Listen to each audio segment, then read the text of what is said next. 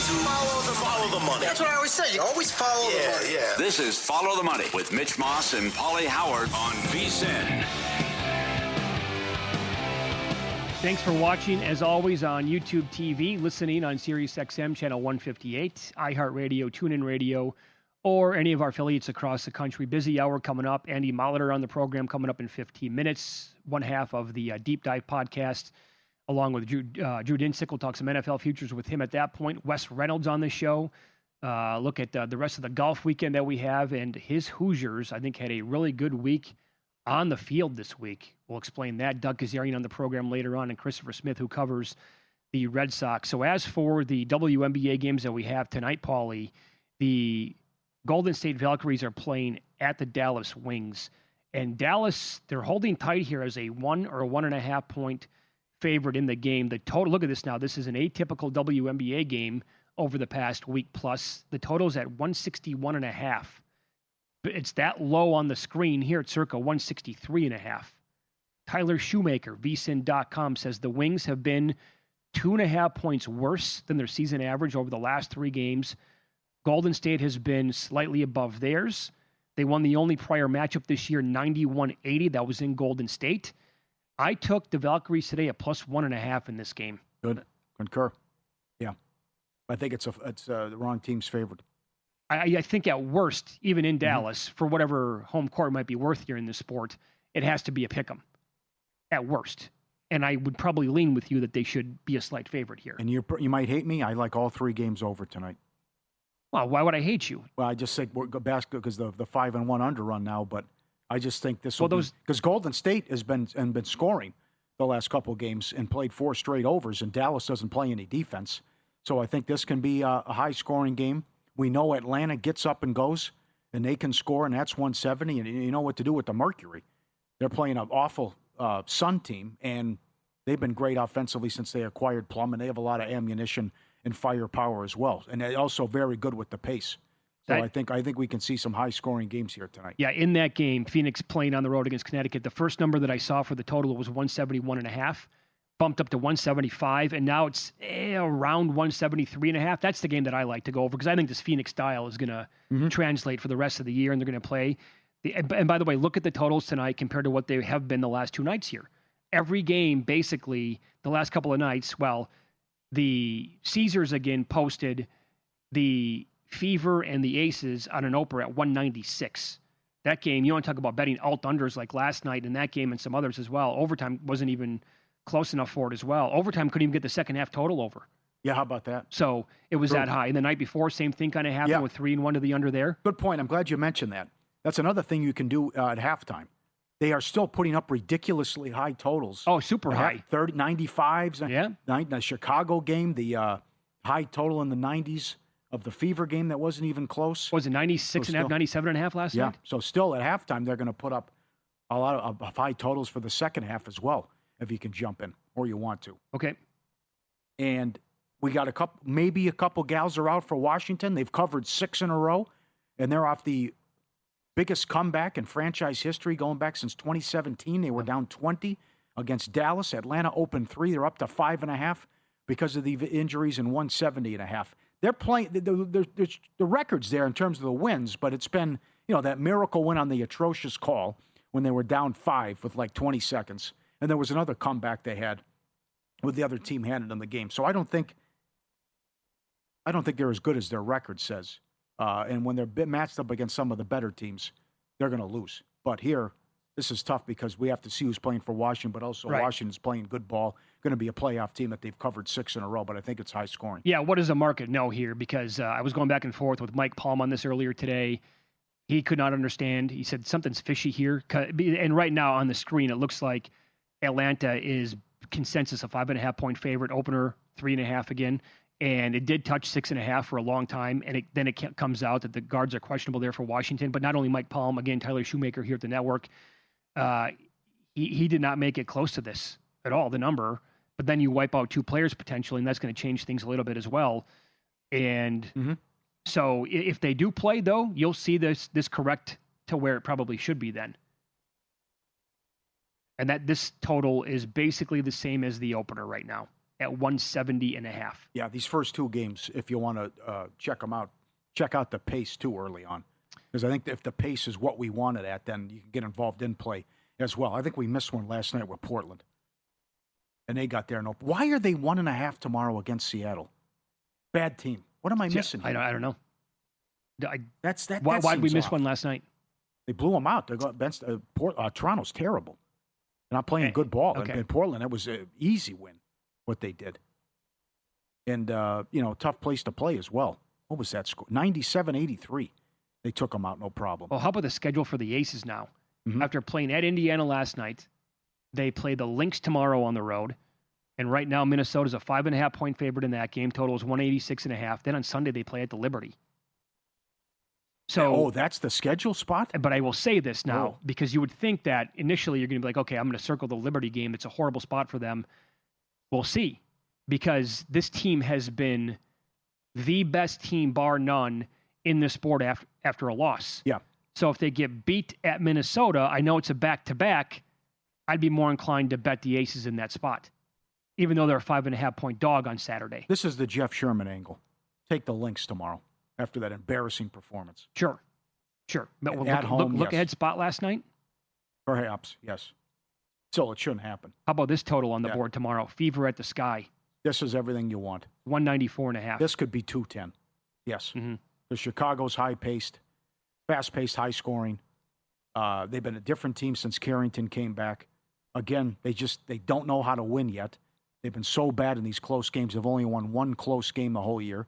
Numerous 1-point and 2-point losses. Probably Fever and over here. They should get what they want offensively. But this one, the total's too low. And this could be a track meet too at 12:30 Pacific. Yeah. I will tell you that I'm at this point now. I know they blew the game last night. The Fever did. How does that happen? They should have won the game. Give up a 22-0 run. That can't. You get a layup, somebody. Got too much. Make a 15-footer. Too many gals can score. No, they have too much offensive firepower. Obviously. Yes. I am kind of drooling for those two teams to play in the playoffs. You think it's a bad matchup? Oh, I think the regular season here translates to the postseason because these games have been, again, last night, they fell apart. They had a huge lead. They should have won the game, right. Yada, yada, yada. You can't score 9 points in a quarter. No, that's... At home. Come on. They blew them out the previous two games. Yeah. So this might be a matchup deal here for the Aces that I could buy because the Aces will be favored in that matchup as well. They have a higher power rating than the Fever do. So they'll be favored, and it won't be a huge plus price in Indiana, but might be something there. And I don't know who a matchup problem is going to be. It's funny how it works, right? Styles make fights. The only team maybe in the league that could beat Minnesota in a series would be the Aces. But if the Aces have to play the Fever, like to get to the Lynx, I don't know if they get by them. Could you label her a disappointment based on how the turnovers and how they... Clark? Yes. Like the numbers are there. The assists are there, but also the turnovers are there, and sometimes the offensive game's off and not being able to knock down threes consistently in the road games. I would still call her a work in progress. Yes. I mean, that's just how you miss. She was 1 of 6 from 3 the other night. How you miss 2 free throws at the end when you can put the game away, and then you had another big turnover in overtime. I think we're also expecting the Michael Jordan of women's basketball. Yeah, she had huge expectations. There's that, and she's had an unfair shake. I mean, the entire league's against her. That is true, and she's had injury. Yeah. But, yes. I mean, is that the reason why she's missing open threes? No. Hit your shots. Don't miss those free throws last night. Win the game. Yep. So, not great. We can't even count last year. She only played 13 games. No. But again, that's your third year and 24 years old. So see if they can do something in the playoffs coming up when there's a lot of support for them. But the other thing is you got to defend. And I just don't trust their defense or see enough if they can make a postseason run based on what we watch defensively. What if last night's Hall of Fame game was a prelude to the regular season? We are in for a doozy of a year. I was shocked how bad the defense was. The simple stuff there, just dumping the ball off, the stuff over the middle, again, the blown coverage on 3rd and long when Arizona was backed up. Stuff like that can't happen. I remember the year after the Packers won the Super Bowl, and they opened up the season that year against the Saints, and it was like 42-34, and Rodgers and Breeze were unbelievable, and they had adjusted the rules to make it easier for quarterbacks in the passing game. And I was like, I wonder if this is and that was the year. It just, all hell broke loose in a good way with the passing games and how dramatic the games were, but you get that every single year, but like high scoring. It's one game. I don't want to overreact. I'm not doing that, but I'm just saying, like, this year is going to be phenomenal if we get something like that. Because usually we're coming on here talking about, oh, that was another dud Hall of Fame game, stink bomb central. Well, didn't we see a lot of overs in week 1 of the preseason last year? Don't recall. What happened? Because there's a lot of 39s and 38s. Oh, I remember the totals went up for sure. Yeah. For all the games coming out with week 1 next week. The wait's over. College football betting guides here. Sign up for VSiN Pro today. Instant access to the guide, previews of all 138 teams. Preseason top 50, Humans and Paul Stone top 10, proven betting systems, best bets from everyone. Paul Stone's top 15 quarterback list. And you also get the NFL betting guide, the Fantasy Life Fantasy Football Guide, every best bet, every host, every guest, the betting splits, AI-powered prop projections, and the 24/7 video on the Watch app. Start today, just $9.99 or get the full year and save 50% with the VSiN Pro annual subscription. Head to VSiN.com/subscribe now. VSiN.com/subscribe. Talk some NFL futures coming up next. This is Follow the Money on VSiN, the sports betting network. Andy Molitor is in town for Bet Bash. He's one half of the Deep Dive podcast along with Drew Dinsick. Very good on this sport. We'll talk to him about it coming up. Get some best bets for the upcoming season next.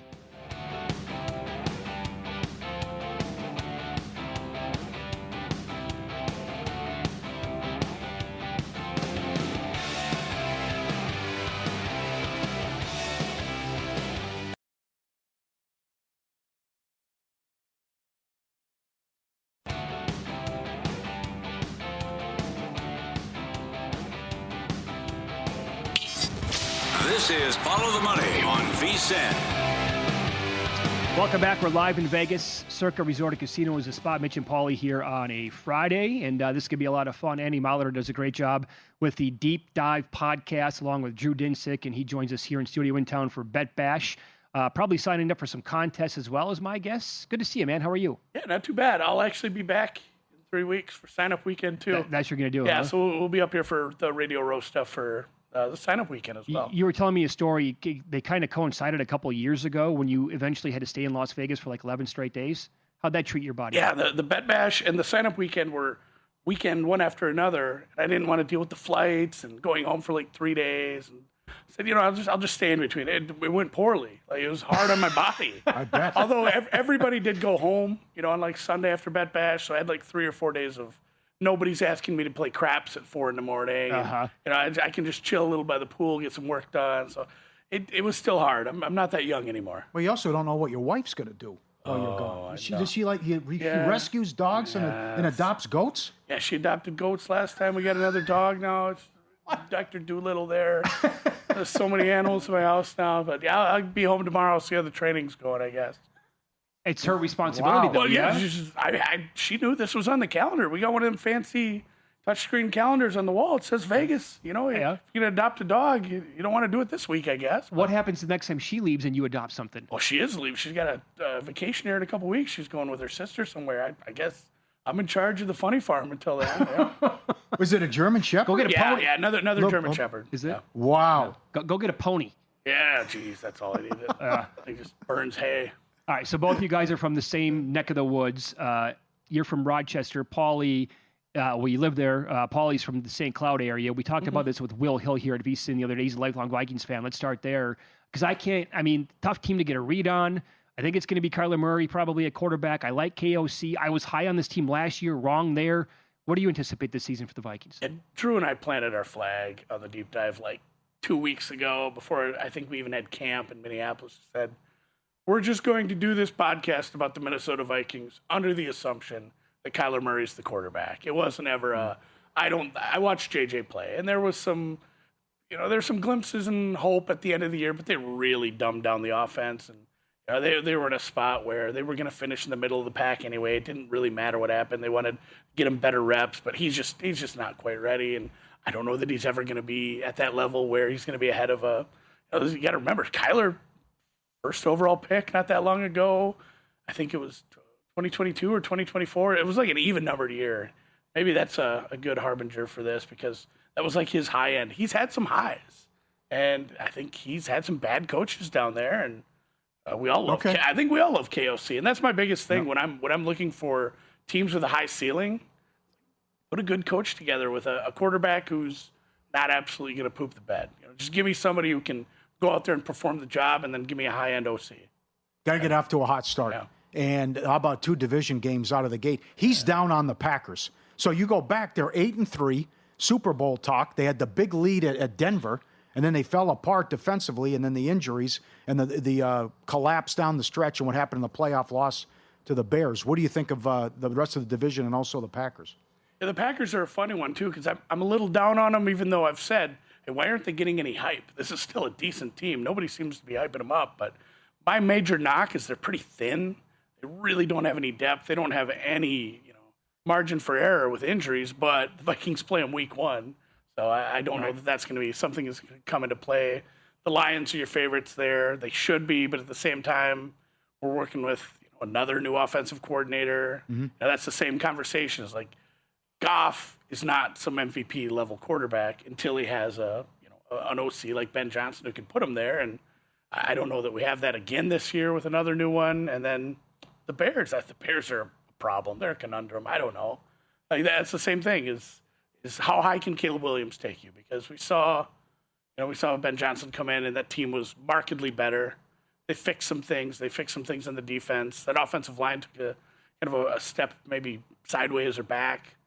What was it, 69 sacks, I think, 2 years ago for Caleb Williams? Yeah. Can't have that again. We can't have him running around and, making a bad second down throwaway into a 15-yard sack. But if he takes another step forward, it's going to be a dogfight. Jeez. No question. Yes. But here's the thing, too, and they are a conundrum for me because of look, I love the Johnson-Williams combination, what that might be, but you're talking about the number 1 team for regression, and Ben Johnson admitted that. Earlier because of all of the turnover differential last year, plus 22, and they won all those games late. The record.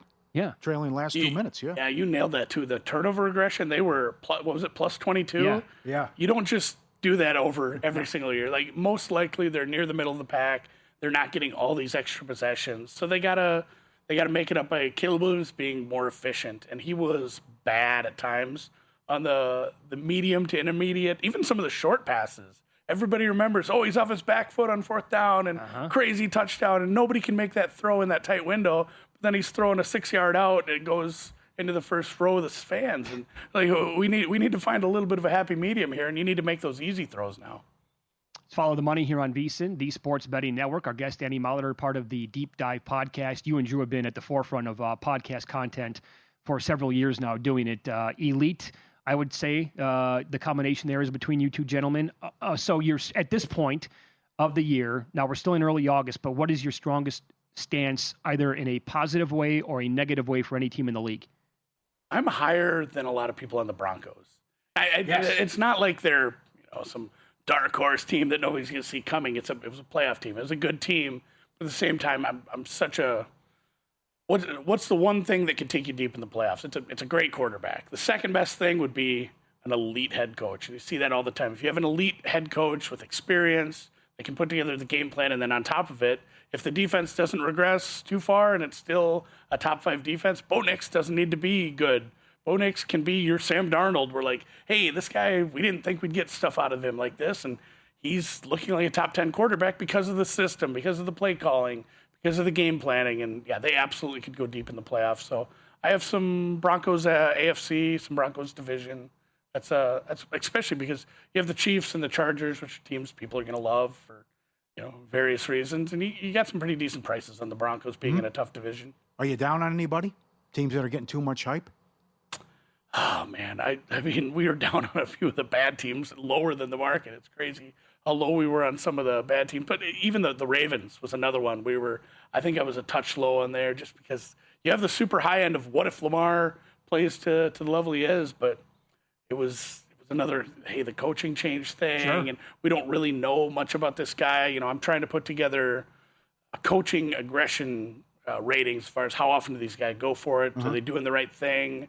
Are they a good play caller? Are they a good play sequencer? And you don't have anything on Minter. You don't have a lot on that. A lot of the people that are coming in there. So when you kind of wholesale a coaching staff like that, it tends to go one or two ways.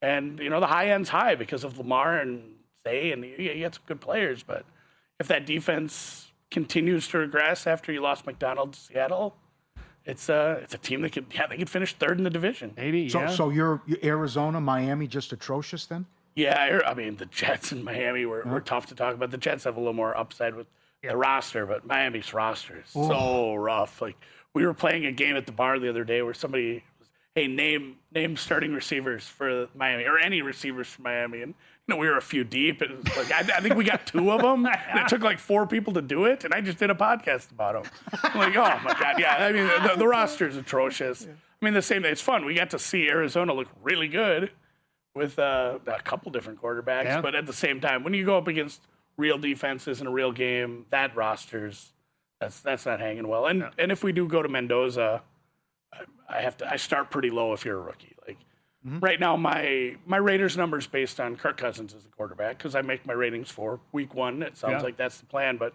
once Mendoza goes in, it's going to take a little bit of a nosedive there, and they're going to be right down there as well because it's got a lot of holes. That's a fun rebuild because they got some fun players out here in Vegas. And that one's with holes, too. Yeah, you brought up Baltimore, so they're former coach now with the Giants, John Harbaugh. There's so much hype on this team, very difficult schedule. I think it's 1 year too early with this team. Yeah, that's the other thing, too. And Harbaugh is one of those where, 18 years? And we do the thing where, hey, you didn't go out there and win 4 games and absolutely screw up a season, and that's why you're gone. I think it was, we need a new voice in the room. We need a change of pace here. It's just, let's try something new, like they did with Pete Carroll in Seattle a couple years ago.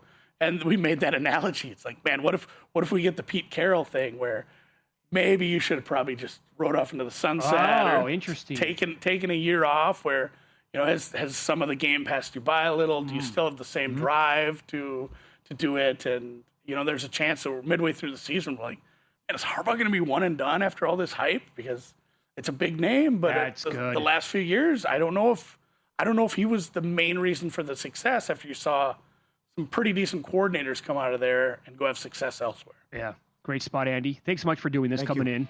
You can follow Andy on X. He's at AndyMSFW. Does a great job with Drew Dinsick on the Deep Dive podcast as well. Enjoy tonight in Vegas. Going back tomorrow? Yeah. Very good. We'll talk to Wes Reynolds up next here from VSiN. It feels like a very good week for his Hoosiers on the field this upcoming year. That's next on VSiN.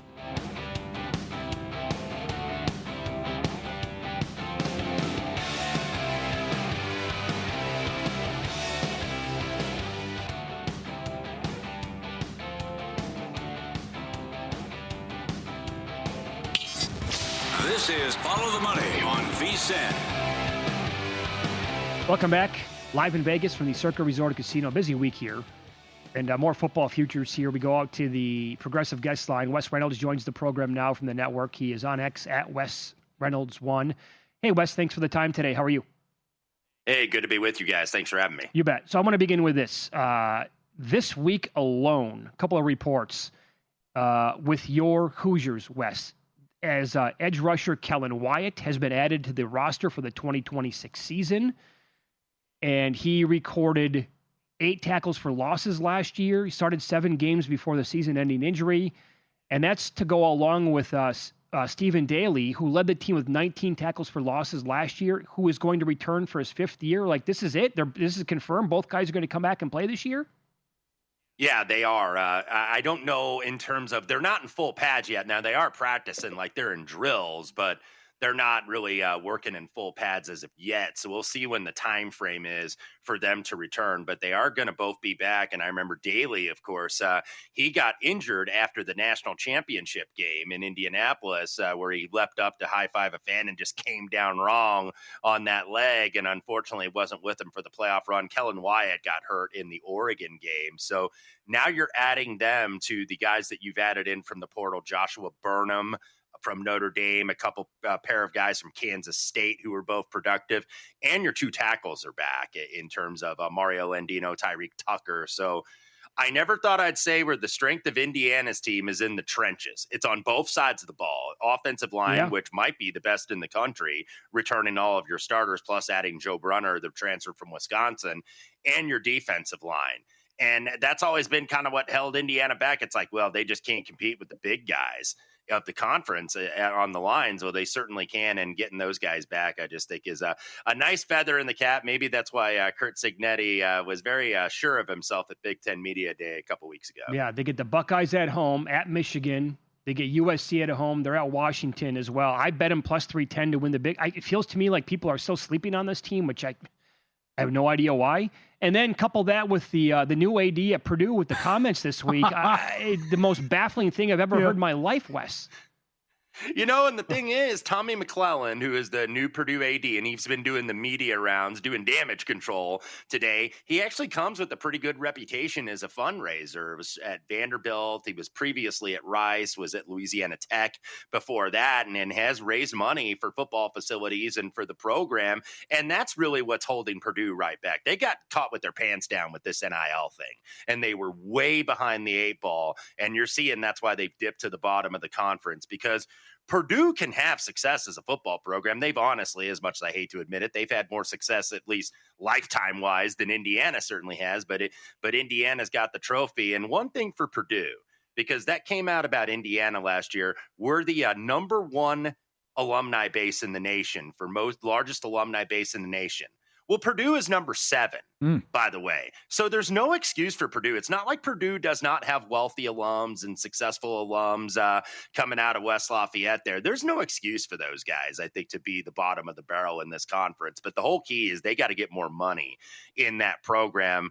I don't know if Mr. McClellan inspired donors yesterday, because he basically just said, yeah, we're little brother, essentially, which Purdue, I think, kind of treats themselves as with Indiana, and saying, if you don't want to win championships, go to Indiana. Well, Indiana's got 25 and Purdue's got 3. So, and it was 122-3, by the way, the last 2 years, Indiana versus Purdue on the gridiron. So I don't mind you throwing shot across the bow. I think rivalries are great. I love the trash talk, but you gotta, I think, be a little bit more self-aware in your introduction. So he lost the press conference. He talked about winning the press conference often. He lost it, but if you're successful, that gets forgotten about. If you're not, you'll get reminded of that every single day.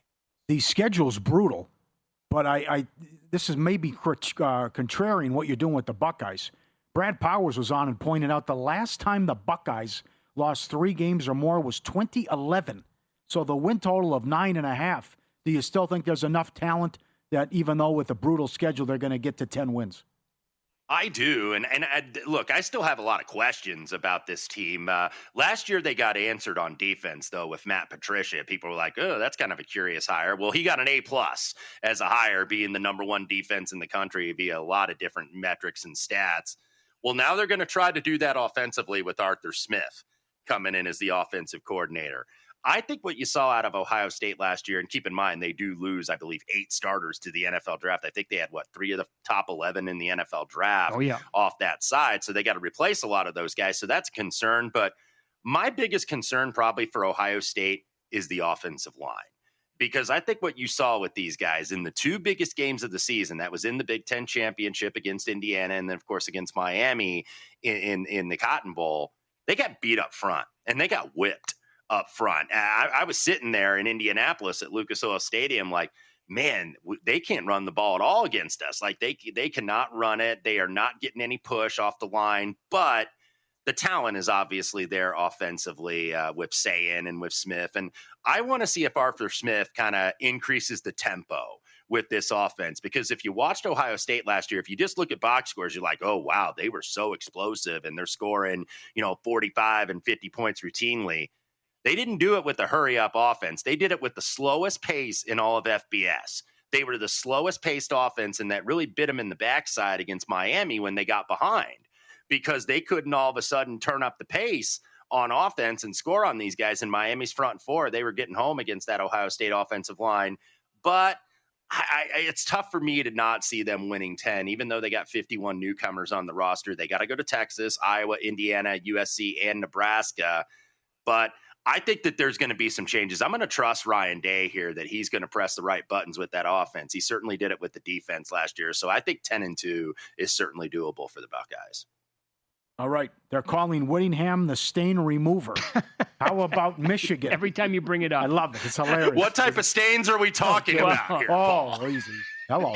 About we'll leave that one alone. About 8.5 under your case against Michigan.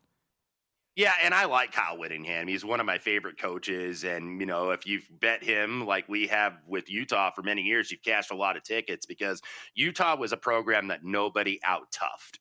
Nobody out-toughed those guys. You might out-talent them, but you didn't out-tough them. And he's trying to restore that with Michigan, I think, here, and kind of get them back to discipline, toughness, physicality.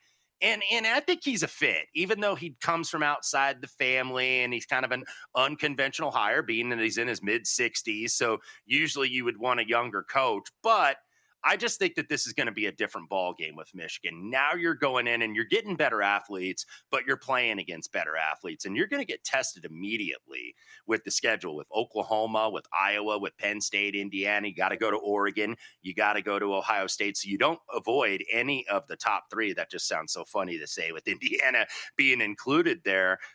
We'll see how Bryce Underwood develops with this offense. They are bringing in Jason Beck, by the way, who took New Mexico, I think, from 44th to 4th a couple of years ago, and then did the same at Utah with Devin Dampier. They went from 115th to 4th. So we'll see if that offense is dynamic. I still think they lack a little bit of talent, their usual talent at receiver. Defensively, I still think they'll be solid. Jay Hill comes in, the former Weber State head coach, and was there at BYU the last 3 years. They got some talent up front, so they'll be physical, but I just don't know if they have the depth of talent yet. And plus, they are running a new scheme, I think, this year on defense with that 4-2-5. They're going to blitz a little bit more, play both man and zone coverage. So Michigan, to me, like them, USC, Penn State are kind of that second tier, right? I would have them third of those three teams in the second tier. I think that they're probably looking solid 8-4 season, but I think it's going to take a couple of years to really get them back to where they should be. Sounds good. Yeah. With you. You mentioned the Penn State. We'll have to talk to you on the other side of the break here. It's very popular with the win total over, but stepping out and saying to make the playoff, that's aggressive. So we'll get to that coming up on the other side. But the plus 450 to make the playoff, it is. I'm not a Campbell guy, but Mitch, the schedule's a joke. It's terrible. Yeah, I mean, they really avoid easy. the top three teams. Sure. And if they can't get to 9 wins, I'd be shocked. Yeah, and it's over 8.5 over minus 160. By the way, Wes, Matt Humans, some of the betting tips that have been recorded here at the network are playing through like commercial breaks. And Humans, one of his tips is stick to your strengths overall. And he talks about betting college basketball. That's his favorite sport. But he sticks to only a couple of conferences. He said, I can't handicap 3. So far, we've talked all Big Ten. You do that as well in college football, where you concentrate on, obviously like maybe the Power 5, but you don't maybe pay attention. How do you do that overall? A little bit. I mean, I probably might have less ACC than I would maybe in basketball because I follow that closer. But Big Ten, MAC, I think SEC, Notre Dame, certainly a lot of the big programs. So I think a lot of it is just, sticking to your strengths, but also getting a network. And that's been probably talked about downtown where you guys are all week, getting a network of people that know different things and following them and working with them and collaborating with them on these. We'll continue with Wes Reynolds coming up next. He's on the Progressive Guest Line. I can't wait to hear the rundown on just how high you might be on the Penn State Nittany lines. That's coming up next here on the Sports Betting Network.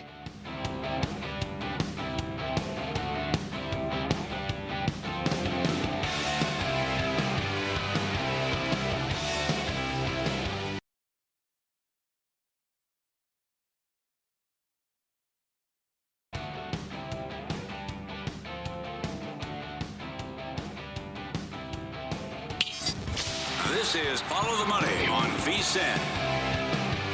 Yeah, man, heavy football this hour. We continue with Wes Reynolds as he is on the Progressive Guest Line. A lot of bets out of the Big Ten in the previous segment. We'll continue here now, and the college football guide is out right now. It's unbelievable, 300-plus pages. Wes, a big writer for a lot of that stuff as well, contributor to that guide again this year. So tell us now, break this down. Pauly mentioned this in the previous segment, how easy it is overall for Penn State this year, and then the positive bets that you want to have on them as a result.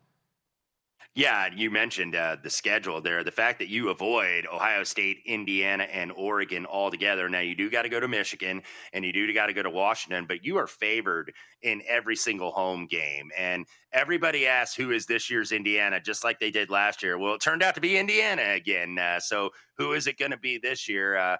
Maybe it is going to be Penn State because there is at least a little bit of similarity. That doesn't mean everybody can do it. What Cignetti did, getting the guys and the staff from James Madison, but Matt Campbell's certainly going to try it here. And he brought, I believe, 24 guys from Ohio State and the majority of his staff, including of his offensive coordinator, to State College. 40 total transfers, by the way, for Penn State. Cignetti, by comparison, he had 29 and 12 from James Madison, and like 22 of them were from the group of 5 or lower. Well, meanwhile, 36 of the 40 for Campbell are from the Power 4.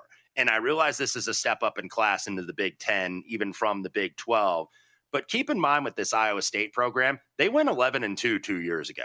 And we're in the Big 12 championship game and beat Miami, including Cam Ward in that shootout. What was it? The Pop-Tarts Bowl, whatever the bowl was in Orlando. It was like 42-41. So this is a team that's very capable, but the whole thing is going to be, can Rocco Beck stay healthy? Because this guy is really tough. He started 39 straight games for the Cyclones, but last year he had a couple concussions. He had a torn labrum. Multitude of injuries, and had to play through them. So that's why in spring he was kind of limited to 7-on-7. But he brings a lot of his weapons with him. Carson Hansen, who's his main running back, his tight ends, his receivers. Plus, you get an Ohio State transfer in the backfield, James Peoples. So I think offensively there's going to be continuity there. Defensively is where there's going to be a little bit of adjustment because D'Anton Lynn, by the way, goes back to his alma mater. He was at USC the last 2 years as the defensive coordinator. Well, now they're going with that 4-2-5, a different alignment, but he's got 7 starters who started at Iowa State last year who only allowed about 20 a game. I think that was good for top 25 in the country. And also the fact that I think that these guys are going to be able to hold to the physicality of the Big Ten, because those were the questions, right, about Oregon and USC and all the Pac-12 expatriates. Well, all Oregon did was win the whole thing. I don't know if Penn State is going to quite get to that, but I think that they can meet the physicality because at least they're used to it playing Iowa every single year in the Cyhawk game. And Campbell beat Ferentz 3 of the last 4 years, so they were able to win those grinder 16-13, 13-10 type of games. So I think Penn State is going to surprise here. I know Matt Campbell wasn't the first choice for Pat Kraft and the Nittany Lions, but may end up being the best choice. We shall see. Time will tell. But I think that they're kind of getting slept on. Whereas last year, I think all of us really liked these guys, and then they just fell apart after that overtime loss against Oregon. So I think Penn State, I mentioned that second tier where we talked about Ohio State, Oregon, Indiana, top tier, and then Penn State, USC, Michigan, the second tier. I think you're getting 4 teams out of the Big Ten, and I think Penn State has a really good chance with this schedule to be that 4th team. Well, that's an easy schedule. The opposite is what Northwestern's dealing with. And I love the new stadium, but they have to go to Oregon, they have to go to Ohio State, and they have to go to Indiana. Win total is 5.5. What do you think of Northwestern? Yeah, it's going to be an $862 million stadium at Ryan Field when they host Penn State, and they open that up on Friday, October 2nd. And, now that Pat Fitzgerald has taken the job at Michigan State, the lawsuit is closed. So this is David Brown's program here. But I think the schedule is daunting, and then plus you're getting a quarterback who obviously has something to prove, but his first go-around in the Big Ten last year at Michigan State, I'm speaking of Aiden Childs, of course, didn't go very well because he lost the job up there and ends up transferring down to Evanston. He is going to get to work with a new OC. It's Chip Kelly, and also Jerry Neuheisel is going to be the quarterback coach, who's the interim at UCLA, recruited Childs out of high school. So you would think on the surface that this offense is going to be better for him than I think that he had at Michigan State. And they've got a pretty solid rushing attack with Como Lafayette, Joseph Hinton, and also Gavin Sawchuk transferring into Florida State. But I don't know how deep they are at receiver, and I don't know if they can get after the passer. They only had 23 sacks, and that was 14th in the Big Ten, and you're losing your top 2 defensive ends. So, I think it's going to be tough for those guys. And I just think that schedule is such a bear, having to play all the top 3 on the road.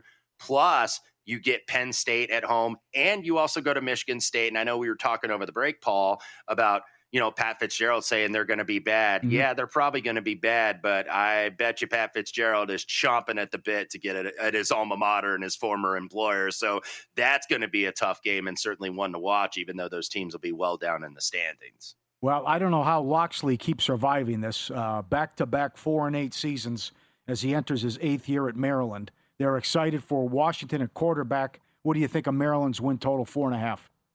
Yeah, he's a survivor because he can recruit. He can recruit with the best of them, and he's kept a lot of kids home, including Malik Washington, the quarterback. The offense should be a little bit better because you're getting, I think, an upgraded offensive coordinator. They had Pep Hamilton, and look, Pep Hamilton was good when he had Stanford and Andrew Luck and a bunch of pros on the offensive line, and didn't work out at Maryland. So it is Clint Trickett who comes in, former West Virginia, former Florida State quarterback, now coming in from Jacksonville State as the OC. They're going to use Washington, I think, a little bit more motion, a little bit more RPO, use him as a runner. I thought he had a pretty good freshman season. I know the record wasn't pretty, but I thought he was pretty solid and could really throw the football everywhere. But the receivers just got to catch him. Like, they dropped it way too much. And I think they're going to run him a little bit more because the running game has not been good. I think, the traditional running game the last few years for Maryland. Defensively, they got a lot of talent on that D-line, and the DC is Ted Monachino, who was with the Baltimore Ravens that won the Super Bowl when he coached T-Sizzle, Terrell Suggs, and Elvis Dumerville. So he knows good edge rushers, and he's got a lot of them there. So they got some talent coming back on defense. This is Loxley being on the hot seat this year.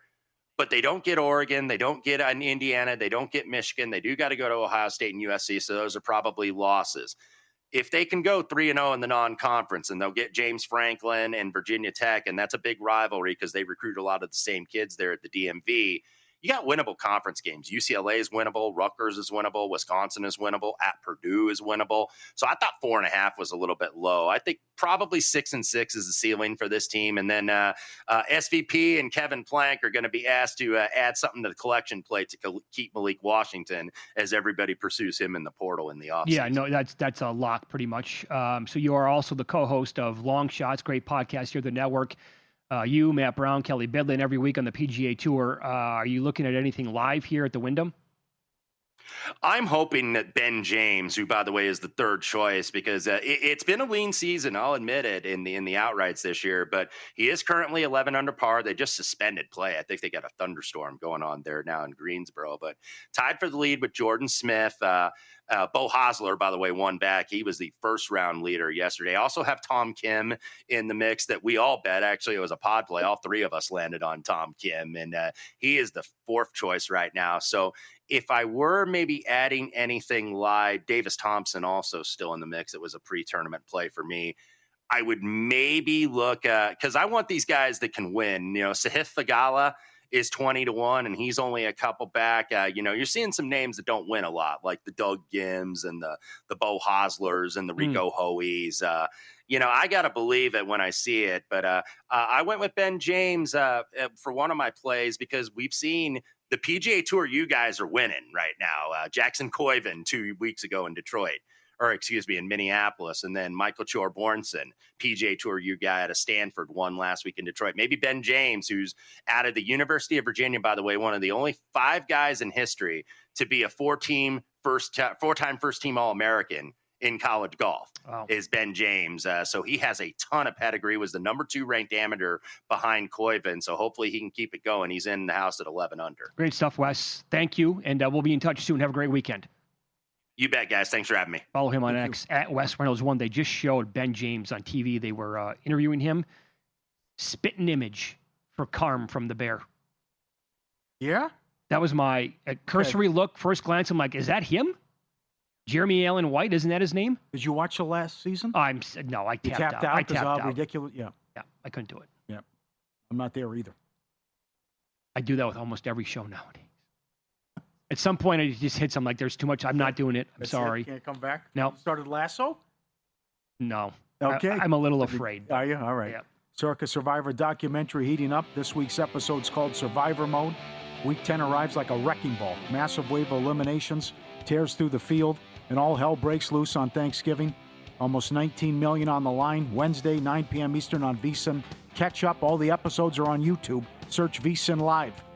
Fun card tonight, WNBA. Best bets analysis. Doug Kazarian on the program next.